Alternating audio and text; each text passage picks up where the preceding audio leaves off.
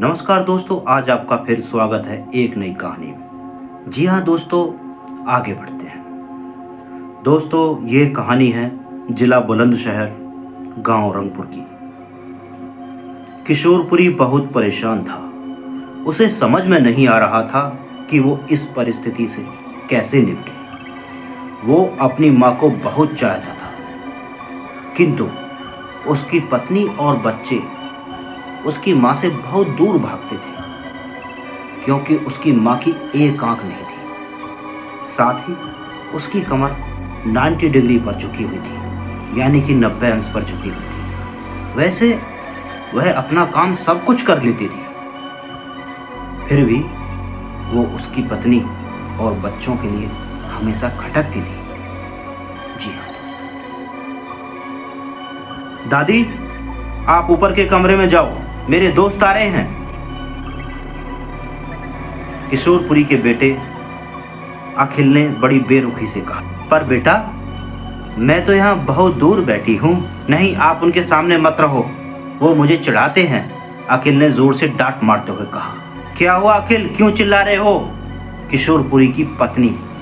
देखो ना माँ, ये दादी यहाँ ड्राइंग रूम में बैठी है और मेरे दोस्त आ रहे हैं, अखिल ने शिकायत भरे लहजे में कहा।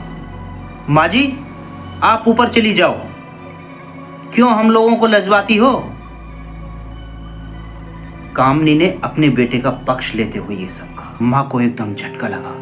बेचारी सरस्वती चुपचाप उठकर जीने के सहारे, सीढ़ियों के सहारे ऊपर जाने लगती है। कमर झुकी हुई होने के कारण उन्हें ऊपर चढ़ने में बहुत परेशानी हो रही थी, किंतु वो पूरी ताकत से ऊपर से एक अकेले कोने वाले कमरे में जाकर धीरे धीरे जाकर बैठ जाती है। ये सब किशोरपुरी बाजू के कमरे से सब सुन रहा था। उसे असहनीय कष्ट हो रहा था कि उसकी माँ को अपमानित होना पड़ रहा है, किंतु वो असहाय था। मगर वो कुछ कहता है तो पत्नी और बच्चे उसका विरोध करने लगते हैं। दूसरे उनके तर्क भी सही लगते हैं, चूंकि वो एक प्रशासनिक अधिकारी था। उसका सामाजिक स्तर बहुत ऊंचा था। उसकी ससुराल भी एक उच्च घराने में थी, परंतु वह चुपचाप इस तरह हर दिन अपनी मां को अपमानित होते देखता रहता था और मन ही मन रोता रहता था। रात को किशोरपुरी की पत्नी ने कहा, देखो जी, अब कुछ करो। कल कलेक्टर साहब की पत्नी आई थी। माँ जी अपनी देसी धुनतारा में, देसी लिबास में उनसे मिली। मुझे बहुत शर्म आ रही थी बताते हुए कि ये मेरी सास है। मैंने तो कह दिया कि ये दूर की रिश्तेदार है, इलाज कराने आई है बुढ़िया। इतना सुनकर किशोरपुरी को रोना आ गया, किंतु फिर भी वो चुप रहा, अपने आंसू छिपा लिए। उसे समझ में नहीं आ रहा था कि वो क्या करे। अब अपने बेटे की मन की स्थिति को सरस्वती अच्छी तरह जानती थी और बेटे को कोई कष्ट न हो, इसलिए वो हर बात को चुपचाप सह लेती थी। किशोरपुरी बहुत उदास रहने लगा था। एक तरफ परिवार और दूसरी तरफ सामाजिक स्तर पर जीने की प्रतिबद्धता थी, तो दूसरी ओर मां। ये सब देखकर मां से रहा नहीं जा रहा था। मां को भी घुटन होने लगी थी अपने बेटे को परेशान देख करके। आखिर एक दिन मां ने चुप्पी तोड़ी, हिम्मत जताई। मां ने कहा, किशोरपुरी, बहुत दिन हो गए बेटे, मैं अपने गांव जाना चाहती हूं, मुझे वहां पहुंचा दो, मेरा यहां मन नहीं लग रहा है। किंतु मां, वहां तो कोई नहीं है, तुम्हारी देखभाल कौन करेगा? किशोरपुरी ने आश्चर्य से पूछा। अरे, सब गांव वाले तो हैं और वो तुम्हारे मामा जी तो उसी गांव में रहते हैं, और फिर हम सारी व्यवस्थाएं करके आएंगे। ये सब कामनी को तो जैसे मन की मुराद मिल गई। कामनी ने कहा, मां, हाँ बेटा, बहू सही कह रही है। सरस्वती ने लंबे सांस लेते हुए कहा। दोस्तों, किशोरपुरी जानता था कि गांव में मां की देखभाल करने वाला कोई नहीं है, लेकिन पत्नी की जिद के कारण वह अपनी मां को गांव छोड़ने पर विवश हो गया।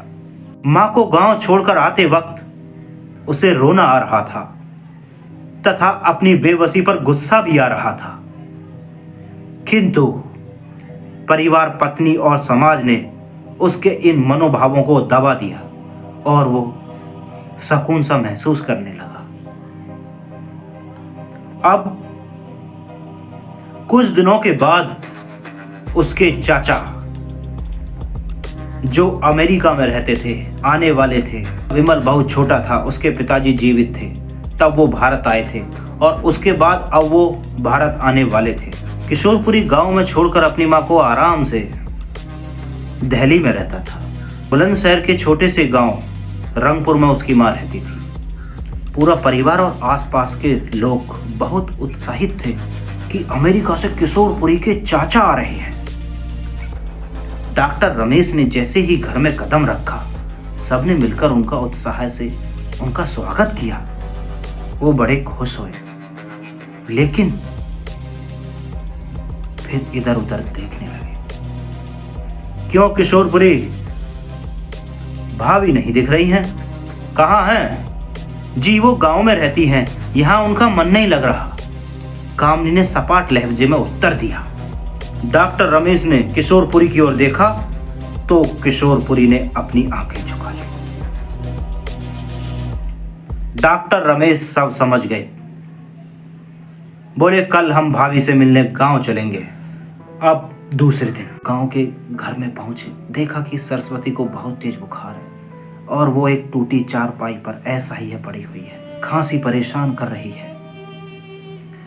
पास में पानी देने वाला भी कोई नहीं है।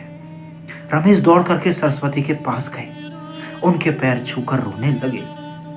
सरस्वती की ये हालत उनकी कल्पना से परी थी। वाह बेटा किशोरपुरी, तूने तो नाम उजागर कर दिया। अपनी मां की ये हालत देखकर तुझे तो शर्म भी नहीं आ रही होगी। डॉक्टर रमेश ने विमल को डांटते हुए कहा। नहीं देवर जी, विमल का कोई दोष नहीं है, मैं खुद गांव आई थी। सरस्वती ने अपने बेटे का बचाव किया। मुझे सब पता चल गया है भाभी, आप चुप रहो। क्यों बहू, तुम्हें अपनी सास की क्रूरता पसंद नहीं आई या पसंद नहीं है? समाज में तुम्हें नीचा देखना पड़ रहा है ना? डॉक्टर रमेश ने कामनी की और व्यंग से देखा। कामनी निरुत्तर होकर किशोरपुरी को देखने लगी। आज तुम जिस समाज स्तर पर हो वो इन्हीं संघर्षों की देन है।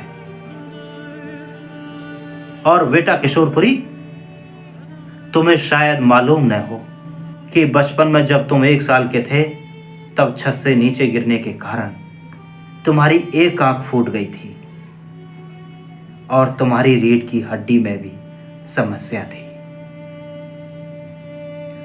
तब तुम्हारी इस क्रूप मां ने अपनी एक आंख और अपना बौन मैरो तुम्हें देकर इतना सुंदर स्वरूप दिया। कामनी बेटा, इतने सालों तक संघर्ष करके बेटे को प्रशासनिक अधिकारी बनाने वाली इस संघर्षशील औरत की तुम लोगों ने यह दशा कर दी। तुम्हें ईश्वर कभी माफ नहीं करेगा। डॉक्टर रमेश की आंखों से आंसू की जलधारा बह रही थी। अब भाभी, आप मेरे साथ अमेरिका जाएंगी, यहां इन स्वार्थी लोगों के बीच नहीं रहेंगी, डॉक्टर रमेश ने सरस्वती से कहा। अब किशोरपुरी को काटो तो खून नहीं, पैर के नीचे जमीन नहीं, शरीर में सांस नहीं, अद्भुत पुतले की तरह खड़ा। डॉक्टर रमेश जो उसके चाचा थे, उन्होंने जो राज बताया उसके बाद तो किशोरपुरी को यही लग रहा था कि उससे ज्यादा पापी इंसान इस दुनिया में कोई और नहीं है। किशोरपुरी की आंखों से जलधारा बह रही थी। ऐसा लगा कि आंखों से पानी की नदी बह रही हो। वह दौड़ता गया और मां सरस्वती के कदमों में लिपट गया। मां, मेरा अपराध असमय है, मैं माफ करने के लायक तो नहीं हूं। मां, मैं जानबूझकर चुप्पी साधते रहा, आपका अपमान करवाता रहा। अब सिर्फ आप ही उस घर में मेरे साथ रहेंगी और कोई नहीं रहेगा। किशोरपुरी ने अगन्य दृष्टि से अपनी पत्नी और बच्चे को देखा, जैसे आंखों में खून उतर आया हो, आंखें लाल। कामनी को भी बहुत पछतावा हो रहा था, किंतु उसकी हिम्मत नहीं हो रही थी कि जाकर मां के पैर छुए और माफी मांग ले या सरस्वती की आंखों से आंखें मिलाए। सरस्वती ने कामनी की मन स्थिति को समझकर उसको पुचकारते हुए अपने पास बुलाया। किशोरपुरी को डांटते हुए कहा, खबरदार, जो मेरी बहू को मुझसे अलग करने की कोशिश की तो तुझे ही घर से बाहर निकाल दूंगी। कामनी और बच्चों ने सरस्वती के पैर पड़ते हुए अपने व्यवहार पर माफी मांगी और फूट फूट कर रोने लगे। मां के हृदय ने सबको माफ कर दिया, क्योंकि दोस्तों मां का हृदय तो मां का हृदय ही होता है। एक मां ही तो ऐसी होती है जो कहते हैं कि मां ऐसी होती है। दोस्तों, इस कहानी से आपको क्या सीख मिली, ये कमेंट करके ज़रूर बताएं। अगर कहानी अच्छी लगी हो तो प्लीज़ लाइक, शेयर, कमेंट ज़रूर करें और आपको कैसी कहानी सुनना पसंद है ये हमें कमेंट करके बताएं। धन्यवाद।